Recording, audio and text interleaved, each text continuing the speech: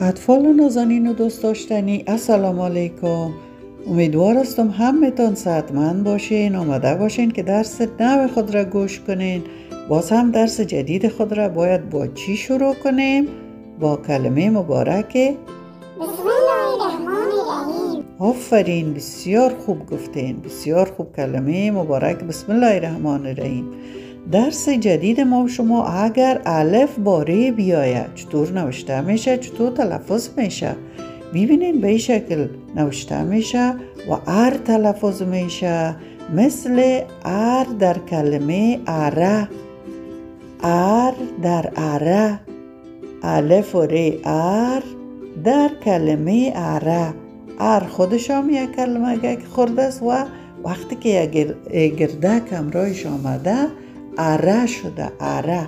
اره وسیله است که شما همراهش چوبا را اره میکنین و در جانتان حتما دیدین که اره کرده باشه و بعض اره های قوی است که فلزات را هم اره میکنن و بعد از این که چوبا اره شد، چوب ها کلکین، دروازه، میز و چوکی جور میشه.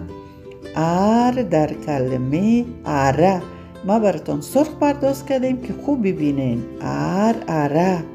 و آل میبینیم که ب باره بیاید چطور نوشته میشه. ببینین ب و ر بر تلفظ میشه، مثل بر در بره.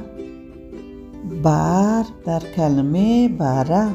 این برگک سیاه را ببینین چو خوب برگک مقبولک است. بره یعنی چوچه گوسفند.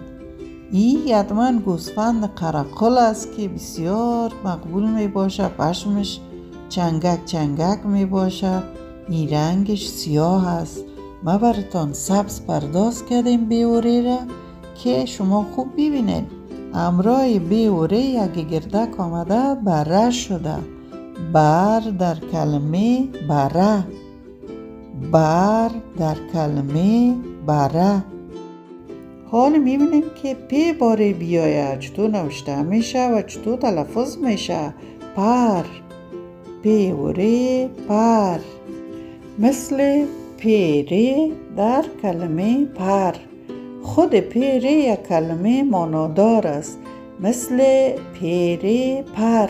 ببینید اینجا دو دانه پر بسیار مقبول است. پر پرنده هاست، یکیش پر نسواری است، دیگهش پر آبی است. چقدر پرکای مقبول هستند. پیره پر. پیره پر.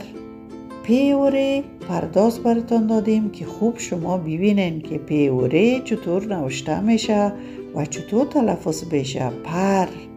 پر. پیره پر. دیگه درس امروزتان هم قدر بود. خدا کنه یاد گرفته باشید. خداحافظ. چینلتان را سابسکرایب و لایک کنین. خداحافظ.